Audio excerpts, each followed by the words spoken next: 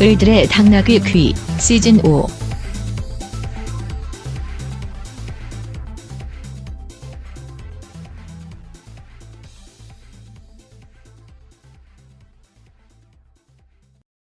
와글와글 우리 시대의 을들의 외침 본격 페미니즘 노동방송 을들의 당나귀기. 네, 안녕하세요 여러분. 을들의 당나귀기 노동편 최수영 선배님 모시고 2부 이어가 보도록 하겠습니다. 네, 1부에 이어서 이제 여러 가지, 근데 사실은 지금 우리가 1부 하면서 겨우 노동조합 만들었어요.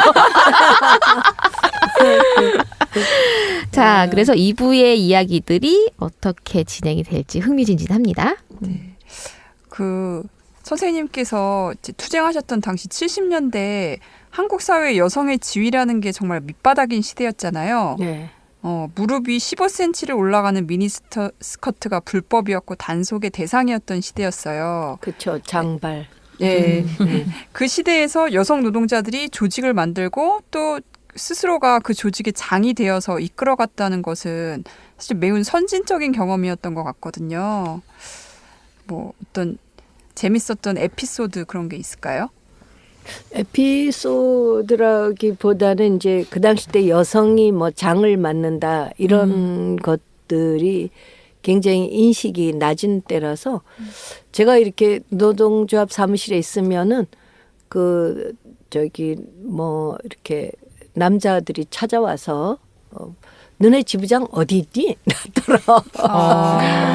너네 지부장은 어디 있니? 이렇게 반말로. 그래서 왜 그러시냐 그랬더니 너네 지부장님 어디 갔느냐? 이래서 자꾸 이제 그런 식으로. 그래서 저라고 그럼 이 사람들이 굉장히 놀라는 그런 게 한번 내가 겪은 적이 있어요. 그렇듯이 그 70년대는 거의 아까 얘기했듯이 여성이 중심이고 대기업이 여성이고 그러면 노동조합원들도 다 여성들이지 않겠어요? 근데 지부장은 꼭 남자들이 했었죠. 그래서 여성들이 지부장 한 곳이 이 10손가락 안에 꼽힐 정도였어요. 예. 이제 그 김경숙 열사에 대한 얘기로 넘어가 보면 좋을 것 같아요. 김경숙 열사는 어떤 사람이었을까요? 네, 김경숙 열사는 우리 조합이 생기고 나서 입사를 했어요. 그리고 이 친구는 아주 가난한 뭐 다 그렇지만 가난한 집의 딸로 남동생 하나 있고 그래서 정말 남동생 공부시키고 근데 저도 그 당시 때 이 친구가 그렇게 가난하게 살았는지는 그 전에 다녔던 공장이 그렇게 열악했던지는 사실 잘 몰랐었는데 김경숙이를 제가 이제 알게 된 거는 그 당시 때는 우리가 그 여성 노동자들은 나이가 25을 안 넘겨요. 직장에서. 25만 되면은 다 자연 감원하고 23살 되면 다 시집을 좋은 값에 시집간다고. 금값, 은값, 똥값 이럴 때기 때문에 그래서 이게 자연히 이제 저기가 됩니다. 감원이. 그래서 노동조합 간부들도 기껏 다 훈련시켜 돈 들여서 교육 보내고 훈련시켜 놓으면 어느 날 시집 간다고 가버리고 가버리고 그래서 안 되겠다. 좀 어린 친구들을 일찌감치 이 노동조합 교육 의식을 시켜서 결혼해도 좀 할 수 있도록 하는 게 좋겠다라고 해서 제가 그 그룹들을 소모임을 한 적이 있어요. 그래서 거기에 경숙이를 포함이 됐었습니다.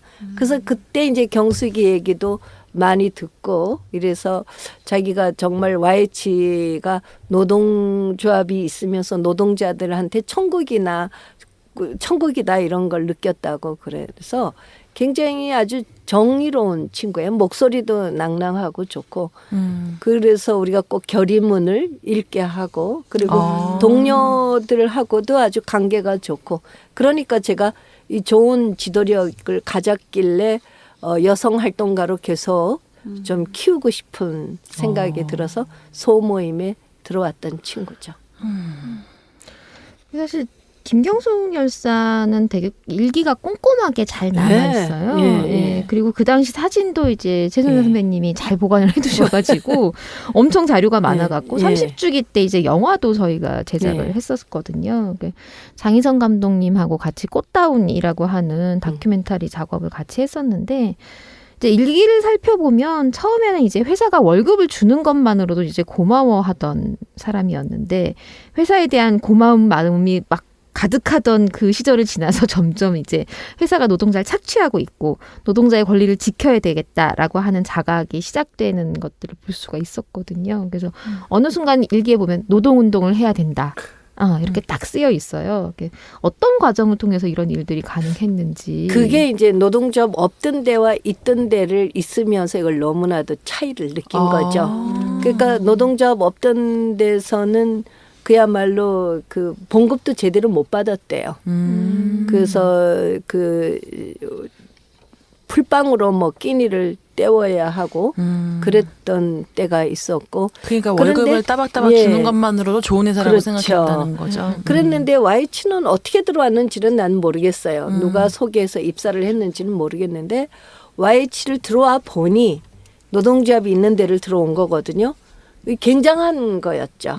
그래서 노동조합이 있는 천국이구나 하는 생각을 했다라는 얘기가 그래서 하는 거였어요. 일기에서 그런 것도 기억에 남아요. 그러니까 자본가들, 사장들은 아주 잘난 체 할 게 많지만은 우리 같은 사람들은 이렇게 뭐랄까 이렇게 단단한 마음, 착하고 선한 마음 그거뿐이다. 그 마음을 잘 지켜야 된다. 뭐 이런 식의 문구가 써 있던 게 전 되게 가슴이 많이 남더라고요. 경숙이가 기독교인이었어요. 아주 착실한 기독교인이어가지고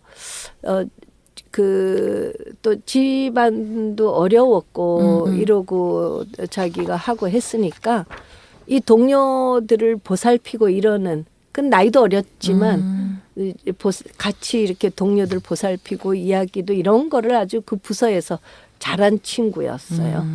그러니까 이 친구가 그런 마음이 선한 마음이 굉장히 큰 아주 친구였죠. 나누고 이러는 거를. 너무 그렇게 생각하면 그러니까 그 당시에 김경숙을 열사를 더 알았던 분의 얘기를 통해서 정말 좋은 분이었구나 생각을 하니까 더 지금 이렇게 그런 분을 잃었다는 게 더 아쉬운 게 마음에 드는 것 같아요. 그런 마음이기 때문에 또 더 열사를 기억하려고 하는 그리고 그렇게 당하지 않았을까. 저는 이제 지금 쭉 말씀을 하시는 걸 들어보면은 노동조합이라고 하는 게 그 당시 노동자들에게는 굉장히 중요한 존재였고 어떤 삶의 구심점이었고 제가 그 얘기도 들었거든요. 노동조합에서 생활지도까지 했다. 그래서 어떻게 보면은 노동조합이 어떤 여성 노동자 그 당시에 그 나이 어렸던 그 여성 노동자들이 단단하게 그 삶을 새롭게 이제 열어나갈 수 있는 동력이었고 삶의 구심이었고 그리고 내가 이 사회를 이 정글 같은 사회를 헤쳐나갈 수 있는 든든한 뒷배경이었다라고 하는 생각이 드는데 어떻게 기억하시는지. 그렇죠. 그 당시 때 노동조합은 이렇게 조합원들끼리 가족 같은 그런 서로의 동지애가 굉장히 끈끈한. 그래서 이제 저 같은 경우도 제일 맏언니, 큰언니. 그래서 모든 거를 이렇게 얘기할 수 있는 상담을 할 수 있는 이런 좋은 이제 맏언니로 이제 생각들을 많이 이제 하고 그리고 노동조합이 또 그렇게 또 했고요. 이렇게 우리가 회사하고야 임금 인상 투쟁도 하고 근로조건 이런 투쟁도 하지만 조합원들 간에는 어떤 그런 소모임을 통해서 서로의 어떤 그런 동지애 이런 것들을 굉장히 많이 했죠. 그리고 또 주말이면 같이 등산도 가고 취미생활도 같이 하고 이런 것들을 참 많이 했어요. 그리고 어쩌다 조금만 쉬는 날 휴일이 끼어 있으면 대의원들 몽탕 같이 이제 수련회도 가고 그래서 옛날에는 요 가까운 일영에 가서 수련회도 하고 을왕리도 이제 대의원들 전체가 다 가서 지금은 저렇게 됐지만 옛날은 섬이었습니다. 참 좋은.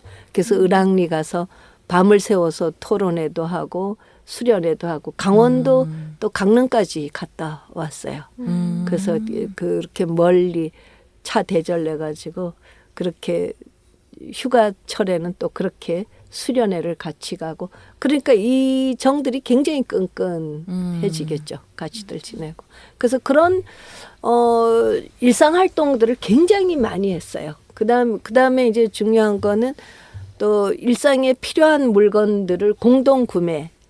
동대문 가가지고 그 당시에도 공부가 공동 구매를 그냥 노동조합이 네. 아니라 네. 약간 생활 공동체 느낌이 그렇죠. 훨씬 네, 강하고 그러니까 뭐 그랬었죠. 교육, 뭐 생활지도, 네. 뭐 구매, 네. 뭐 문화생활 이런 네. 다 같이 다 하는. 같이. 근데 네. 사실 일하는 시간이 너무 또 장시간이다 보니까 딴 데서 친구를 만나거나 할 수도 없는데 그게 이제 이 여성들끼리의 노동조합 네. 안에서 동료들이지만 너무나 가족 같은 뭐 가족이 꼭 좋은 건가? 아무튼 그게 여성들이었기 때문에 가능하지 않았을까 하는 저도 그런 생각이 생각도 들어요. 그러니까 네. 저는 약간 저게 가족이 아니면 뭐냐라는 생각이 그쵸. 드는 거죠. 네. 같이 자고 같이 밥 먹고 같이 생활하고 놀고 그러니까 모든 거를 같이 하는 어떤 24시간 생활 공동체 그게 가족이 아니면 무엇이냐 그렇죠. 라고 하는 질문을 할 수밖에 없는 것 같아요. 근데 진짜 약간 이렇게 남녀 섞여 있는 사업장의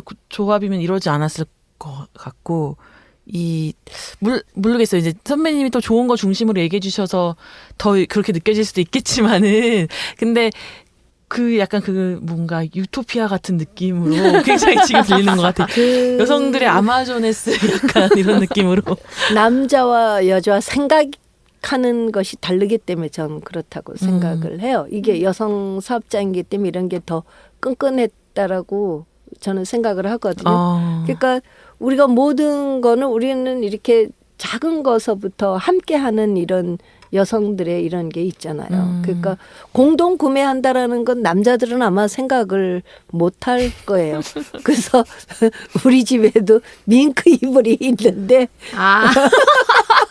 밍크 이불을 살 사람 다 주문 받아서 동대문에 가서 싸게 도매금으로 사오는 거예요. 그래서 사오면 굉장히 싸잖아. 당시에 네, 그렇게 하고 뭐 밥솥도 그러고 이런 것들을 이게 남자들 머리에서는 나올까요? 잘 안 나오죠. 우리는 이게 진짜 모든 것이 살림에서 오는 이런 여러 가지 속에서 그런 나오고 그런 또 정들이 있잖아요. 이게 서로의 그리고 누가 어렵다 그러면은 같이 울기도 하고 같이 또 그걸 어떻게 풀어갈까라는 것도 하고. 근데 남자들은 서로 세세하게 얘기를 안 하잖아요. 집안에 이렇게 어려움이 있거나 또 자기 이렇게 있거나 이런 걸 얘기 안 하는데 그런 것까지도 다 이렇게 가깝게 지내면서 얘기를 하니까 저 친구 집안에 쟤는 정말 부모님이 너무 어려워서 돈 약값을 대는 간부구나 이것까지 다 안다라는 거는 그 얘기를 다 그렇게 하니까 듣고 이러니까 그게 내가 보기에는 관계 그런 어떤 노동조합이라는 것이 임금인상과 투쟁만이 아니라 그런 관계 인간관계 이 끈끈한 관계 그게 지금까지도 저는 그러니까요. 이어져 온다고 동호회에서 생각해요. 요즘에도 밤을 새고 이야기하시는 그게 저는 노동조합이 중요하다고 생각을 해요. 네, 그럼 노동조합 다시 이제 시간 순서대로 돌아가서 노동조합이 이렇게 쑥쑥 잘 성장하고 있었고 최순영 선배님도 활동가로 쑥쑥 성장하고 계시는 이 와중에 YH무역은 왜 갑자기 폐업을 하게 된 건가요? 그리고 폐업한 이후에 노동자들의 투쟁은 어떻게 전개되었나요? 네. 그 당시 때에 그 노동조합이 뭐 도시산업선교회 그 도산이 들어오면은 회사가 도산한다 뭐 이런 그 유행 막 이렇게 그 정부가 그런 것들을 막 이렇게 소문도 내고 막 이렇게 했죠. 그 탄압하기 위해서. 근데 YH는 정확하게 아까도 얘기했지만 100만 원 자본금 가지고 73년도에 10억을 빼돌렸잖아요. 그리고 이 가발이나 이 여성 사업장은 모집 안 하면 자연 감원이 돼요. 가만 놔두면은 아까 얘기했듯이 이제 25댐 나가고 해서 그래서 이게 이제 가발이 사양이 됐지 않습니까? 이제 그래서 다른 걸로 전환하고 싶은 생각도 있었던 거예요. 이 사람들이 이제 중공업으로 그래서 오토바이 공장도 생각하고 뭐 이렇게 등등 하면서 그래서 이 가발이 자연 이제 감원된데 돈을 어떻게 빼돌렸냐면 76년도에 또 가발을 외상으로 수출을 해요. 미국으로. 그래서 장영호는 미국에 자기가 영주권, 시민권을 가지고 있으면서 거기에 뭐 백화점도 가지고 있고 목장도 가지고 있고 뭐 방송국도 가지고 있었다고 그래요. 그 당시 때 미국에. 잠깐만 여기서 청취자들을 위한 설명 잠깐만 드리면 장용호는 YH 무역의 사장이었습니다. 회장. 예. 회장. 그래서 영호 약자 따서 YH예요. 이 YH 이름이. 이 사람이 이제 사장으로 있다가 자기 동서를 사장으로 앉히고 자기는 회장이 되면서 미국에 이제 어차피 유학을 갔다가 그거를 이제 가발을 알게 돼서 한국에 와서 하청 공장 시작해서 수출까지 하는 큰 회사가 됐는데 그러면서 자기는 이제 미국에서 시민권자가 됐죠. 그리고 한국에 이 공장은 점점 이제 커갈 때에 10억을 빼돌려서 그 자기 사장으로 앉혔던 사람이 동서예요. 또 그것도 자기 동서가 대보 해운 주식회사를 차리고 76년도에는 자기는 또 그 가발을 300만 불치를 그때면 300만 불이면 굉장히 큰 돈인데 그러게요. 또 외상으로 수출을 해요. 주로 빼돌리고 주로 그렇게 그렇죠. 하시네. 수출을 외상으로 가져가면 여기 갚아야 되잖아요. 그러니까. 여기는 이 공장이 자기 자본이 없었잖아요. 아까 얘기했듯이 100만 원인데 그렇게 시작을 지원받아서 이건 다 빚인 거거든요. 그리고는 월급쟁이 사장을 갖다 앉혀놓고 이 소문은 YH는 노동조합 때문에 망했다라고 얘기를 이제 해놓고 근데 이 사장이 와서 보니까 처음에는 노동조합 때문에 망한 줄 알고 저하고는 말도 안 하려고 했어요. 딱 이렇게 경계를 가지고 그런데 여기 와서 딱 그 장부나 이런 걸 보니까 노동조합 때문이 아니라 결국은 돈을 빼돌린 거였죠. 아까 얘기했듯이 사업주의 부도덕함 예, 때문에. 부도덕한 그 미국에 10억을 이미 빼돌려 가서 여기는 어려워졌는데 또 그 이후에 300만 불치를 또 외상으로 가져갔어요. 그러면 여기는 껍데기만 남는 거죠. 이걸 다 팔아봤자 진짜 봉급도 못 줄, 퇴직금도 못 줄. 이게 다 뭐 담보가 이 건물에 자기 다 이미 다 빼먹은 거죠. 그러니까 이제 이 사장이 월급 사장이. 예, 월급 사장이 박정원이었는데 너무 기가 막힌 거예요. 그래서 우리도 보니까 이거는 자기네가 싸우다가 안 되겠으니까 우리 자료를 다 줬어. 노동조합이 다 넘겼어. 회사에서. 회사에서. 네. 그래서 이렇게 자세히 알지. 우리가 73년도에 10억을 그러니까요. 빼돌렸는지 300만 불치를 외상으로 가져갔는지 노동조합이 알 길이 없죠. 한국사에서는 경영을 참여하지 않는 한 몰라요. 그러니까요. 그래서 경영 참여해야 된다라고 계속 주장하는 거죠. 뭐 독일 노동조합 이런 데는 경영 참여도 하지만. 그래서 이제 그걸 다 알고 나니까 우리는 너무 억울한 거죠. 그래서 그래서 이거는 결국은 노동자들은 결국은 나중에 정말 자기나 필요할 때는 쓰고 버릴 때는 헌식자처럼 버리는구나. 그래서 이런 것들이 그때 또 소문은 민주노조를 이제 그 정부가 뭐 청와대에서 이미 계획이 있었다. 그 전에 동일방직 똥물 사건으로 이제 민주노조를 깼고 그 다음에 이제 뭐 YH 컨트롤 뭐 이렇게 반도 쫙 이런 계획이 있다는 소리를 듣고 우리가 안 되겠다. 이거는 이 억울함을 우리는 민주노조를 하나 깨는 데 있어서도 엄청난 손실을 주면서 억울한 거를 세상에 알려야 되겠다. 그래서 YH 같은 경우는 도시산업선교도 없고 가톨릭 노동 청년에 가는 전혀 정말 그야말로 우리가 민주적으로 그쪽이 나쁘다는 게 아니라 그런 어떤 외부로부터 교육받은 조합원들이 하나도 없었어요. 조합에서 다 그런 교육도 하고 그래서 이 당시 때도 그 조합원들 교육은 제가 직접 다 하고 소모임을 했어요. 그래서 회사가 지금 실정이 이렇다. 그럼 우리는 어떻게 해야 되겠냐. 그래서 그 당시 때 저는 사실 임신 6개월이어가지고 그때 이 싸움을 어떻게 끌고 갈 것인가 굉장히 고민을 했었어요. 그 유산될 수도 있겠다. 제가 이제 그 연애할 때 아이 낳지 말자고 했는데 그 아이가 소중하게 태어나가지고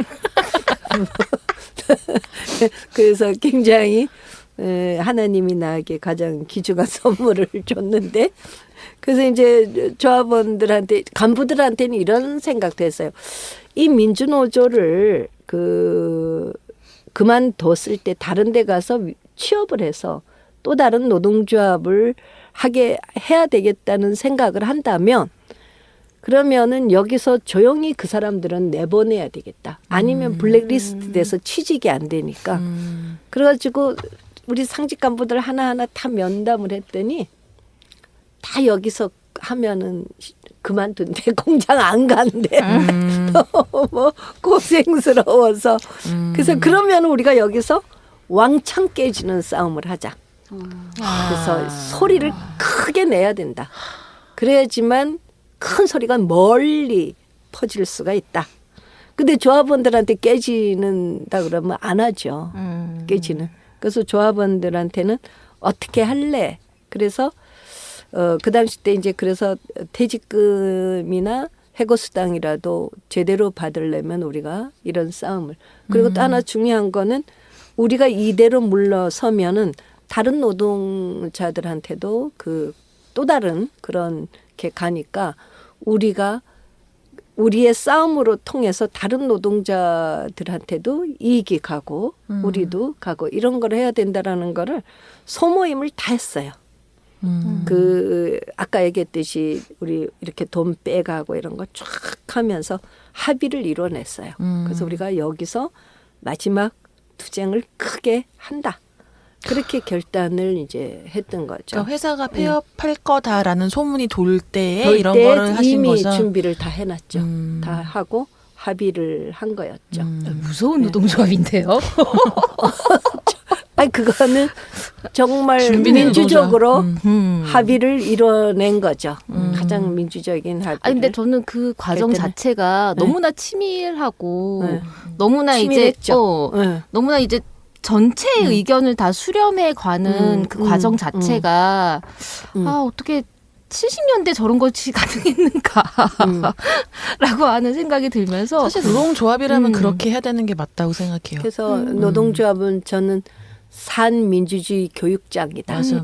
그렇게 생각을 해요. 그거는 제가 이제 크리스천 아카데미 우리 신일영 교수님한테 훈련을 받아가지고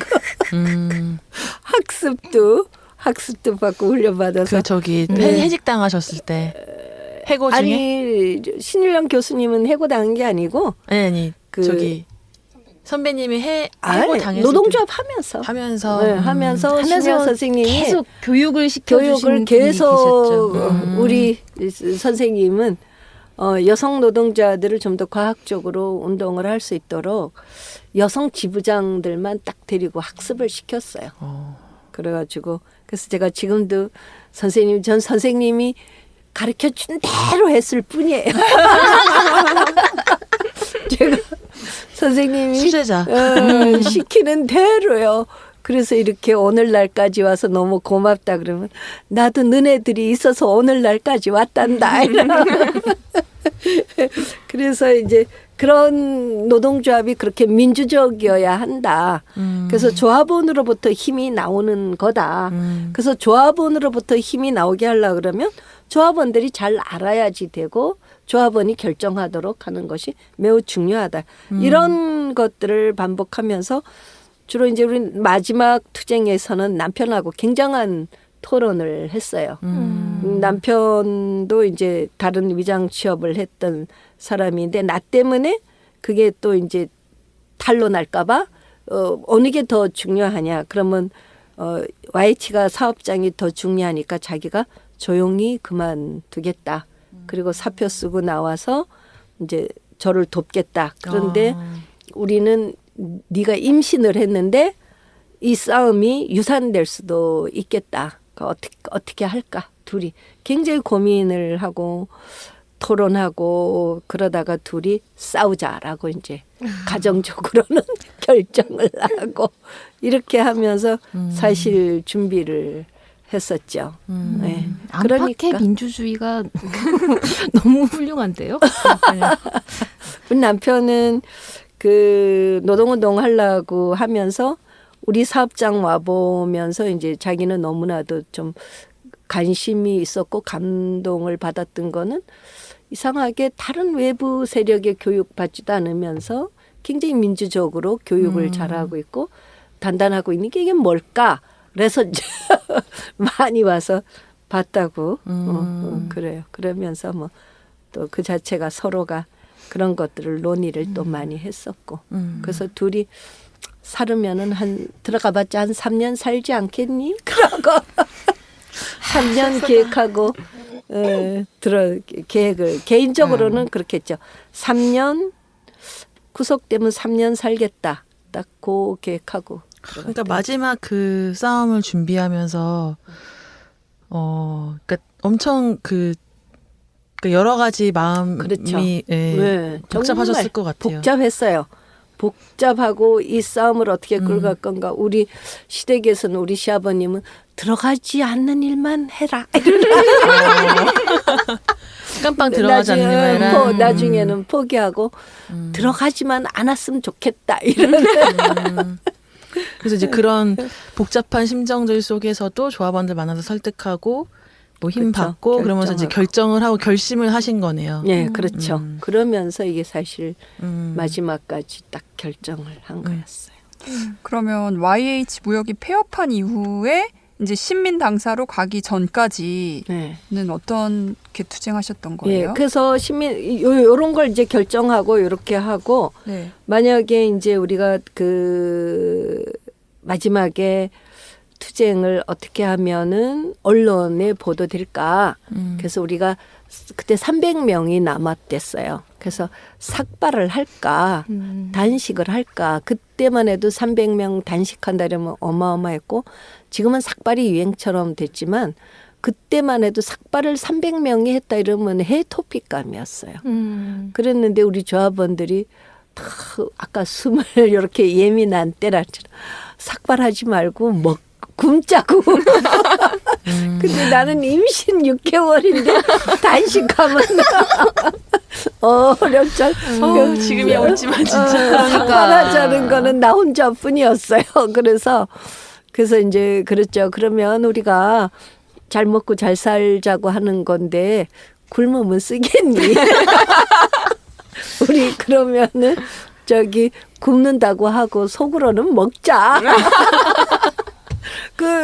굶는다고 할 수밖에 없는 거는 단전 단수하니까 어떻게 할 수가 없었죠. 그래서 이제 굶을 수밖에 없는 현실이다. 굶으려고 했던 건 아닌데 결국 굶어야 되네. 그래서 우리가 미숫가루를 준비해가지고 이제 장기적으로 갈 때 먹어야 되니까 그런 거를 좀 준비를 하자 이렇게 했죠. 근데 이제 단전 단수하고 이러면서 기숙사문을 뜯고 이러면서 이 싸움을 더 멀리 더 장기적으로 가야 되는데 어떻게 해야 되냐.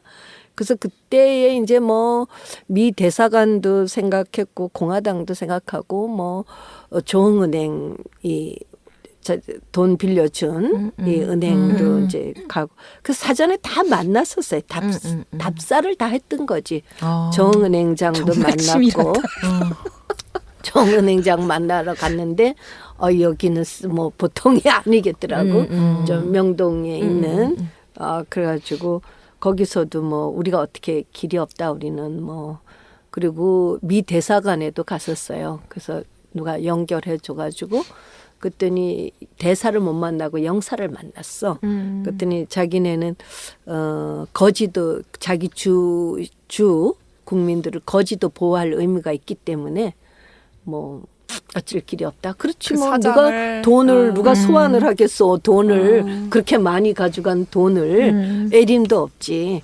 그렇고 공화당도 어렵겠다. 뭐 이런 여러 가지 노동청도 갔었다. 지금은 노동부지만 청장을 만났더니 뭐 자본주의에서 자본가가 돈 벌기 싫다는데 어떡하냐 뭐 이런 식이었어요. 그러면 자본주의에서는 노동자는 뭐 이렇게 죽어야 마땅한 것이냐. 되냐 써먹다가 그래서 이제 이런 거를 다 이제 하고 그리고 이제 그걸 놓고 또 토론도 하고 그러다가 이제 그 당시 때 신민당사는 신민당이 이제 이철승과 주류와 비주류 그 뭐 자리 놓고 뭐 이 자기네끼리 뭐 내분도 있었고 이게 당내 민주화 뭐 이런 것도 있었어요. 그래서 그리고 이제 시민당사가 마포 그 대로 옆에 있어서 너무 좋아. 이렇게 탁 플랜카드 걸으면은 모든 보이는. 사람이 볼 수 있는 위치.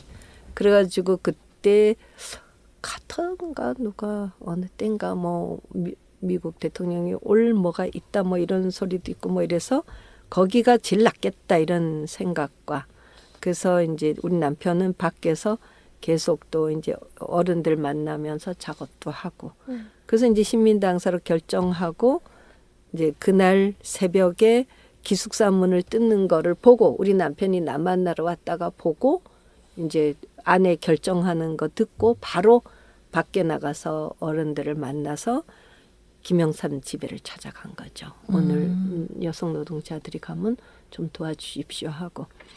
그래서 우리는 새벽같이 이제 6시에 나와서 9시 땡 했을 때 시민당사에 이제 들어가는 계획.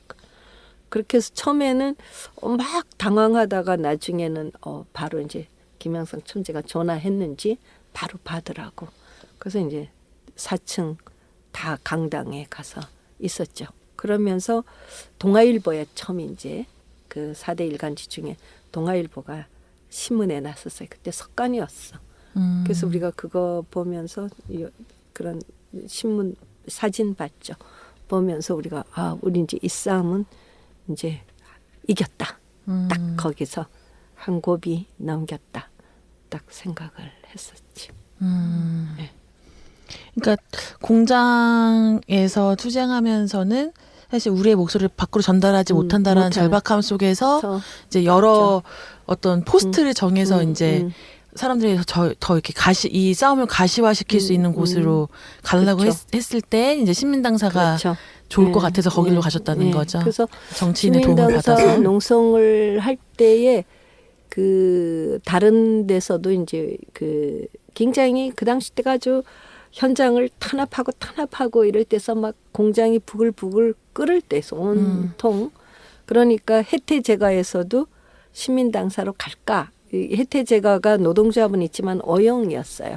그래서 거기서 그 어용을 뒤집으려고 하는 그 소모임들이 있었거든요. 그러니까 그쪽들이 있었지만 12시간 막교대를 했어. 그러니까 3교대를 하자고 주장하면서 그랬던 조합원들이 일로 합세하려고도 했대요.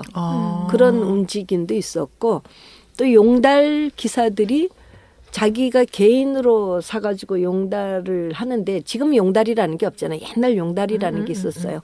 그런 조그만 그 트럭 그거 가지고 1톤 트럭. 짐 많이 넣어. 근데 이 기사들이 그 돈을 내 가지고 조합을 뭐 이렇게 근데 그 조합은 군 장성이 뭐 하는 하여튼 뭐 그렇게 해서 뭐 돈을 내고 이러는 짓거리들을 했나 봐. 그래서 이 기사들이 개인 용달로 해줘라. 우리가 왜 이런 조합을 해서 돈을 내야 되냐. 그래서 여의도에 모였어. 그 기사들이. 그래가지고 우리도 신민당사 가자 뭐 이랬다라는 소리도 있고. 그래가지고 그 기사들이 저기 참여 안 하는 차는 펑크도 내고 막 그랬다고 그래요. 그래서 그러니까 그러니까 이 한반도 아니지 이 남한 땅이 다 네. 막 이 그러니까 노동권 탄압으로 인한 그렇죠. 네, 그랬다가 그걸 보면서 아까 얘기했듯이 이제 보도에 되면서 이게 다른 데들 용기를 가진 거야. 아. 용기를 여성 노동자들이 노동자들이 용기를 가지면서 우리도 할 수 있구나 하는 이런 이제 그런 거와 또 한편 저렇게 탄압을 할 수 있을까 이런 거와 이게 막 같은 거죠. 그러니까 이제 청와대가 큰일 난 거지. 그래서 이제 끌어내라고 더 놔뒀다가는 난리가 나겠으니까 끌어내라고 해서 바로 이제 이 정권에 그래서, 문제가 생기겠다라는 생각 네, 때문에 네. 그래서 그렇게 빨리 그렇죠. 쳐들었고요. 네, 그래서 끌어내라. 저 노동 저렇게 계속 저렇게 둘 수가 없다. 너무 뭐랄까 노동자 투쟁의 그런 상징 너무 큰 상징이니까 이걸 네, 빨리 차야겠다고 네, 생각을 네, 한 힘을 거죠. 받기 시작. 이 잘못하면 확 큰일 나니까 이게 다 음. 동조하고 이러면은 그렇게 이제 신민 당사에서 이틀 동안 있다가 경찰들에 의해서 다 끌려 거의 나오 3일. 3일 네, 있다 끌려 나왔고 그 과정에서 김경숙 열사가 사망하게 되었는데요. 김경숙 열사는 이제 사실은 경찰들에 의한 폭행 흔적도 있었고 이제 4층에서 떠밀려서 그렇게 된 것이 분명한데 언론과 그 정부에서는 김경숙 열사 스스로 손목을 긋고 뛰어내렸다고 발표를 했어요. 이제 이때 아마 감옥에서 이 소식을 접하셨을 것 같은데 어떤 심정이셨을까요? 그때는 뭐 거의 김경숙이 그렇게 됐다는 거는 전혀 몰랐는데 우리가 이제 조사받으면서 자꾸 김경숙에 대해서 물어보는 거예요. 그러니까 바로 끌려 나와서 감옥으로 아니, 유치장 이제 가셨어요. 다 이제 유치장도 우리는 안 갔어. 남산 밑에 여관을 빌려가지고 조사받았어요. 다 유치장으로 데려간 외신들이 오지 변호사들이 오지 이게 원체 커져나서 숨겨놓고 네, 조사했구나. 그래서 외부 차단을 시켰어. 그래서 이제 조사받는 과정에서 네, 외부 차단을 하기 위해서 남산 밑에 있는 호텔 여관을 빌려서? 여관이 있어. 무슨 조그만 여관을 독채를 빌렸어. 이 경찰서가. 그래서 거기서 조사를 받았어요. 근데 거기서 계속 김경숙에 대해서 김경숙에 대해서 뭐 물어보고 또 뭐 이랬는데 나중에 조사 다 받고 이제 유치장으로 왔잖아요. 유치장에 와서 있을 때에 화장실을 이렇게 왔다 갔다 하면서 신문 쪼가리를 본 거였어요. 우리 같이 갔던 누가 그래가지고 거기서 뭐 잘못됐나 보다. 그 다 볼 수는 없으니까 김경숙이가 어떻게 됐나 보다. 잘못됐나 보다. 이렇게 이제 청천벽력이었을 것 알았던 같아요. 거죠. 그래가지고 그렇게 해서 알게 됐어요. 그러면은 사망하셨다는 거는 언제 아시게 된 거예요? 그래서 그러니까 조사받는 과정에서. 아. 네, 그러니까 그래서 내가 교도소에서 나오자마자 김경숙이가 어떻게 죽었을까 이래서 조합원들을 모임을 한번 했어요. 그래서 혹시 봤냐 그랬더니 다들 잘 모르고 그래서 김경숙이 죽음에 대해서 사인을 규명하려고 굉장히 노력을 많이 했는데 잘 답이 안 나오더라고요. 이게 봤다는 자기가. 그래서 그때의 결론을 우리가 내린 거는 자이든 타이든 이 국가 권력과 자본의 권력이 죽였다라고 결론을 내렸죠. 자이든. 그러고는 이제 끝났는데 과거사 진상위원회에서 제가 국회에 있을 때에 제일 먼저 이걸 딱 다뤘어요. 그래서 타살이라고.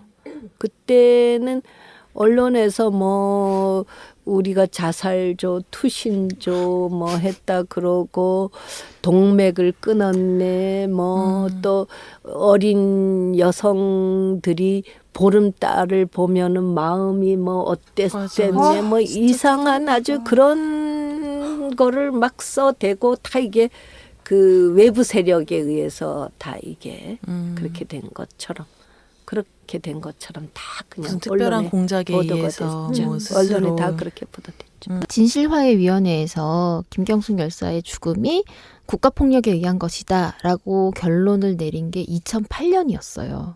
그러니까 거의 그렇죠. 30년 가까이 네. 지난 이후에야 겨우 네. 진실이 그 밝혀진 거죠. 전에도 80년 후반에도 신동아인가 어디서도 이걸 한번 다뤘어요. 다루면서 김경숙이가 자살이냐 타살이냐 하려고 그때는 그 녹십자 병원이 있었어. 갔는데 원장도 안 만나주고 그다음에 그 저기 경찰청장한테도 전화했는데 말하고 싶지 않다 그러고 다 그렇게 거절을 다 당했어요. 그 전에도 몇 번 그렇게 했었어요. 그런 언론사에서도 그랬고 이게 굉장히 궁금하잖아. 자살인지 타살인지. 근데 저는 다들 그렇게 진실화해위원회 입을 그 다물었어. 결과 보고서 보고 좀 놀랬던 게 부검 보고서가 굉장히 자세하게 남아 있더라고요. 그거는 어떻게 된 거예요? 그것도 모르지 뭐 우리는 부검은 그렇게 해서 그런 것들이 전혀 알려지지 않았으니까. 그러니까 부검 보고서는 있는데 그거를 계속 감추고 있었다가 전혀 알려지지 않았. 그리고 그 시체가 발견된 것도 장소가 달랐잖아요. 그것도 보도된 거와 전혀 다르고 이게 다 달랐어. 예, 어쨌든 이 사건을 계기로 박정희 정권은 이제 김영삼 총재를 국회의원에서 제명을 했고 야당 국회의원들은 여기에 맞서서 일괄 의원직 사퇴라는 강수를 쓰게 됩니다. 이에 반발해서 부마 항쟁이 일어나면서 전국이 들끓기 시작했고요. 이 과정에서 또 김재규가 박정희를 쏘아서 독재 정권은 결국 막을 내리게 됩니다. 그래서 역사는 박정희 독재 정권을 무너뜨린 도화선으로 YH 사건을 기록하고 있죠. 그러니까 이렇게 보면 역사는 정말 의도하지 않아도 어떤 큰 흐름대로 이렇게 흘러가는 것 같다는 생각이 드는데 이런 일련의 과정을 돌아보시면 선생님 어떤 생각이 드세요? 그러니까 참 늘 얘기지만 역사의 발전은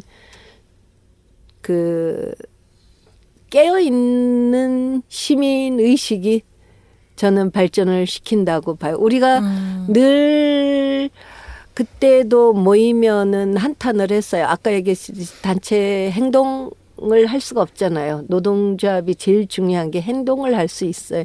쟁의가 묶여 있으니까. 그래서 늘 하면은 우리는 언제나 그렇게 단체 행동권을 할 수 있을까? 우리 살아생전에 박 정권이 무너질까 이런 얘기를 많이 했어요. 그 당시 분들을 경과했던 분들이 그 얘기를 진짜 많이 하시더라고요. 이거는 내 사는 날에 박정희가 예. 뭐 죽거나 아무튼 이 정권이 무너지는 걸 내가 볼 수 있을까라는 생각을 진짜 많이 하셨다고 그렇죠. 하더라고요. 그러니까 그런 암울한 생각이었던 거죠. 그래서 박정희가 죽으면 뭐하냐. 지만이가 또 육사를 갔는데 박근혜가 되살아나는 거는 모르고. 그래서 지만이가 육사 갔잖냐. 이야 큰일. 그래도 우리는 해야 된다. 살아생전에 못 보더라도 해야 된다. 그랬는데 이제 중요한 거는 그 300명 여성 노동자들이 죽기로 각오한 투쟁이 결국은 도화선이 된 거거든요. 그렇죠. 그거는 누구도 인식을 못했던 거죠. 그리고 또 한편으로는 뭔가 막 내가 이 정권을 무너뜨리려 이런 거라기보다는 예. 내가 발디딘 곳에서 부당함에 대해서 그리고 이 부당함이 다른 또 누군가에게 전가되지 않도록 하기 위한 어떤 그런 굉장히 뭐랄까 순수하면서도 약간 되게 약간 흰 장미꽃 같은 그런 느낌인데 아니, 너무 고결한 마음인 것 같아요. 그게 그냥 되게 무조건 그냥 내 회사가 폐업한다는 건 그냥 기정사실이었던 거잖아요. 근데 거기서 또 내가 이렇게는 안 된다라는 그런 마음 그리고 이게 다른 노동자들한테도 뭔가 영감을 줘야 된다는 생각을 사실 한 거잖아요. 그런 속에서 한 건데 그게 결국에는 그 사람들의 정말 암울한 그 생각을 갖고 있던 그 독재 정권을 무너뜨리는 데까지 기여하게 된 이 역사의 이 연결고리가 너무나 신기하고. 네. 근데 저는 약간 그 생각이 드는 게 지금 나랑님이 이제 서술한 얘기가 대체로 많은 역사 서들에 이제 나오는 얘기잖아요. 그러니까 어쨌든 김영삼이라고 하는 인물이 신민당사의 YH 여성 노동자들 받아줬고 그로 인해 국회의원에서 제명이 됐고 그래서 야당 국회의원들이 초강수를 쓰면서 일괄 사퇴를 했고 그러다가 이것에 반발한 이제 민중들이 부마 항쟁을 일으켰다라고 하는 이게 단순 연결고리로 이렇게 역사가 기술을 하는데 저는 지금 선배님 얘기 들으면서 그 생각이 들었어요. 그러니까 이거는 정말 남성 중심의 기록이다. 정말 이 여성 노동자들이 얼마나 치밀하게 그 투쟁을 맞아, 준비했고 그 얼마나 의도적으로 그 투쟁에서 장렬하게 산화할 것을 계획했고 그러면서 마지막 싸움을 준비하는 그 예. 결의. 그래서 그 투쟁이 정말 이제 시대의 상징이 되면서 다른 노동자들에게 용기를 줬고 힘을 줬고 그래서 이제 그 저항의 그 물결이 정말 더 거세게 일어나지 않았느냐라고 하는 생각이 좀 들어서 역사 다시 써야 될 것 같아요. 저는 결국 근데 이 김경숙 열사와 YH 노동자들의 투쟁이 결국 이제 여성 노동자로 이어졌다. 라고 하는 말씀을 드리고 싶어요. 그러니까 이후 이제 그 최순경 선배님을 비롯해서 이제 YH 노동자들이 계속 몇 년간 이제 김경수 열사 추모 사업회를 계속 띄우려고 하는 시도를 끈질기게 해왔고 그러면서 이제 결과적으로는 우리가 이래서는 안 되겠다라고 하면서 이제 한국여성노동자회라고 하는 단체를 창립을 하게 된 거잖아요. 그래서 저는 그 과정에서 제가 옛날 자료를 뒤지다 보니까 이런 걸 봤어요. 1985년도에 그 김경숙 열사 추모제를 이제 준비를 하면서 만든 선언문이 있었는데 잠깐 제가 읽어드릴게요. 억압받는 중에 가장 억압받는 여성 노동자여. 김경숙 열사의 투쟁 정신을 이어받아 전 여성 노동자의 단결된 힘으로 노동자 해방과 여성 해방의 전열을 가다듬자. 자본가를 이롭게 하는 남녀 차별 사상을 타파하고 주체적인 여성상을 굳건히 세우자. 역시 깨달으신 분들이에요. 이 시대에 이런 워딩을 쓸 수 있다라고 하는 것 자체가 사실은 저는 이제 노동자라고 하는 어떤 일반의 인식을 가지고서 계속 투쟁을 하다가 이제 계속 이제 이 투쟁이 이어지고 하다가 보니까 결국 이 여성 노동자에 대한 억압이고 차별이고 탄압이었다라고 하는 것들을 깨달으면서 이런 워딩이 나오지 않았나. 전 그런 생각이 좀 들더라고요. 그렇죠. 하여튼 어쨌든 간에 우리가 사실 어떻게 아까도 얘기했지만 전태일 열사가 70년대에 그런 투쟁을 하면서 많은 제야와 학생들이 이제 노동운동에 관심을 갖게 되고 함께 하게 됐다면은 80년대를 이어주는 거는 결국은 김경숙 열사거든요. 그런데 김경숙 열사가 굉장히 묻혀져 있어요. 근데 사실 조합 투쟁을 놓고 본다면 저는 정말 우리가 처음에 노동조합사를 쓸 때도 교육안으로 썼거든요. 그거는 뭐냐면 아까 얘기했듯이 노동조합 활동은 이래야 된다. 가장 민주적이어야 하고 조합원으로 말로는 우리가 조합원으로부터 나온다고 그러고 조합원으로부터 뭐 해야 된다. 근데 실질적으로 그렇게 하지 않거든요.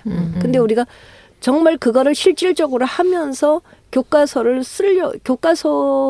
써야 되겠다라고 그거를 준비를 한 거였어요. 그런데도 불구하고 이게 잘 알려지지 않는 김경숙에 대한. 그래서 김경숙 열사가 자기 몸에 불은 안 살렸지만 그런 정신으로 살았고 그렇게 자기가 그렇게 해서 투쟁을 또 열심히 했었고 이런 부분에 대해서는 우리가 살려내야 된다. 그래서 이거를 그 중요한 역할을 해내야 된다. 그래서 그때 우리가 10주년에 이제 모란공원에다가 이제 그 가묘를 만들면서 모란공원에 가면 노동의 역사를 보도록 해야 되겠다. 저는 이제 그 계획을 세웠던 거죠. 그래서 전태일로부터 김경숙으로 이어지는 그런 노동의 역사 보게 하려고 거기다 가묘를 했던 거고. 역시 치밀하죠. 네. 그리고 이제 또 하나는 그 여성 노동자들에 대한 계속 운동 이런 것들을 가는 것이 그때에는 뭐 이 노동자들 출신이 했지만 그 이후에는 이제 학생 들이 이제 현장에 가서 정말 그야말로 투쟁을 했고 그래서 이들과 함께하는 그래서 여성 노동자들을 우리가 대변하고 교육하고 이런 프로그램 거를 단체를 만들어야 되는데 김경숙 열사의 정신으로 그런 거를 하자. 이래서 사실 여성 노동자회가 하면서 그때 모여서 학습들을 여러 번 했어요. 이 김경숙 열사 이 여성 노동자를 만들기 위해서 그때 뭐 잘 알겠지만 이제 이경수 뭐 지은이 뭐 몇 명 여러 분들이 계시죠. 김지은인가 누구야? 제주도 가는 사는 친구. 이재은이구나. 그래서 하여튼 몇 명들이 모여가지고 우리가 학습을 시작을 하면서 이런 준비들을 했던 거예요. 그랬기 때문에 그 전에는 이렇게 여성 노동자들만 대변해서 이 하는 단체들이 물론 이쪽에는 일반적으로는 있지만 노동자들을 대변하는 단체들은 잘 없었어요. 근데 중요한 거는 결국은 이 땅에서 가장 차별받고 힘들게 일하는 것은 결국은 여성 노동자들이다. 비정규직에서도 여성 노동자 비정규직이 더 어려운 거고.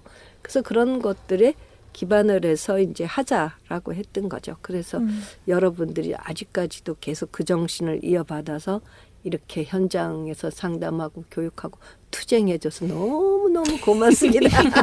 아닙니다, 선배님.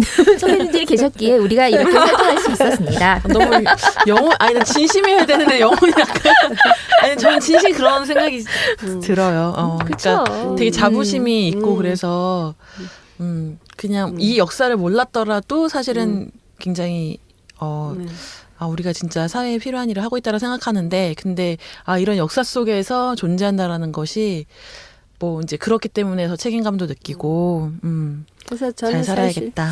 간 사람은 그러고 갔기 때문에 어떻게 할 길이 없어요. 자기 그렇게까지 목숨을 내놨지만 뭐 전태일 열사도 그렇고 그 어머니가 그 정신을 이어받아서 정말 결국은 김경숙도 그렇고 우리가 그래도 같이 이렇게 했던 거는 산자들의 몫이야. 그렇죠. 산자들의. 예, 그래서 올해는 이제 김경숙 열사 40주기를 우리가 맞이하게 되었습니다. 네. 그래서 여성 노동자회가 다채로운 행사를 좀 준비하고 있죠. 네. 예, 네. 이걸 좀 소개해 주세요. 그래서 이제 매년 사실 8월 11일 날 그 김경숙 열사가 돌아가신 날이죠. 그래서 그때를 이렇게 기리는 그 열사의 죽음과 삶과 죽음을 기리는 추모제를 매년 열고 있는데 올해는 40주기여서 좀 더 의미가 각별할 것 같습니다. 8월 11일 올해도 8월 11일 11시 마석의 모란공원 그 김경숙 열사 묘소에서 추모제를 개최합니다. 열린 행사이니까 많은 분들이 오셔도 참 좋을 것 같아요. 그래서 혹시 뭐 생각이 있으신 분들은 여성노동자회 메일로 kwwa 골뱅이 다음 점 네 갑자기 생각이 안 나는데 네 kwwa 골뱅이 그다음에 다음 점 넷으로 보내주시면은 문의해주시면은 안내해드리도록 하겠습니다. 그리고 9월부터 저희 전국 여성노동자회 지부가 있는데 11개 지부가 있는데 이제 몇몇 그 지역 여성노동자회에서 70년대의 여성노동자 선배이자 여성노동 운동의 선배님들이신 그런 이제 연사를 모시고 토크쇼와 강좌를 진행할 예정이에요. 그리고 저희 이제 서울 한국여성노동자에서는 10월에는 이 심포지움, 이제 김경숙 열사 40주기를 기념하는 심포지움도 준비를 하고 있습니다. 그래서 김경숙 열사의 삶과 YH 무역에서 일했던 노동조합 그 조합원들의 투쟁 그리고 더 나아가 70년대 여성노동자 운동을 젠더 관점으로 좀 더 재해석하고 역사에 기록하기 위한 작업으로 이제 생각하고 있어요. 그래서 많은 분들이 이제 저희가 홍보를 하기 시작할 텐데 그때 많은 분들이 함께 해주셨으면 좋겠습니다. 예, 그리고 그 8월 10날 그 YH 자리 녹색병원이 들어섰잖아요. 그 녹색병원에서 그 지역 주민들하고 저하고 같이 뭐 토크쇼 비슷한 거 하자고 제안이 들어요. 네. 예, 오늘 긴 시간 정말 주옥 같은 말씀들 감사합니다.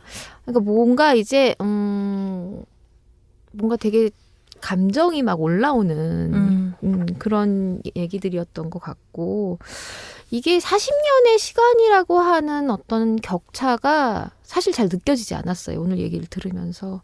그래서 오늘 이 이야기들이 좀 많은 분들이 좀 들었으면 하는 소망이 있고요. 그리고 사실은 이제 70년대 선배님들이 더 나이가 드시기 전에 이런 이야기들을 더 많이 알려야 되겠다라고 하는 이런 소망이 전 좀 있어요. 그래서 그런 것도 있고 이제 역사가 우리가 복기하고 기록을 할 때 역사가 되는 거고 그것을 아까도 우리가 역사를 다시 써야 된다라고 얘기했듯이 역사를 재해석하는 과정이 끊임없이 계속 되어야 된다. 그리고 여성의 관점에서 그런 생각들이 좀 많이 들었네요. 그래서 여성노동자회는 앞으로도 이러한 작업들을 쭉 계속 지속해 나갈 계획이고요. 많은 지지와 응원 부탁드리겠습니다. 네, 선배님, 오늘을 사는 여성 노동자들에게 한 말씀.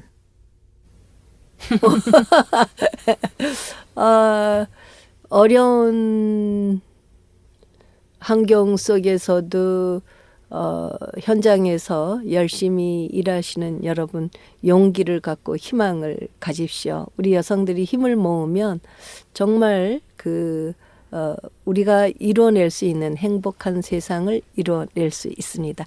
모두 힘내십시다. 감사합니다. 네. 네, 오늘 을들의 당나귀기 노동편 여기서 마치도록 하겠습니다. 여러분 다음 시간에 만나요.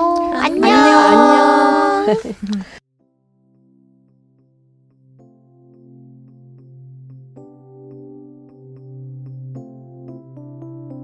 팟캐스트 을들의 당나귀 귀 시즌 5는 2019년 서울특별시 성평등기금 지원 사업으로 한국여성노동자회에서 제작합니다.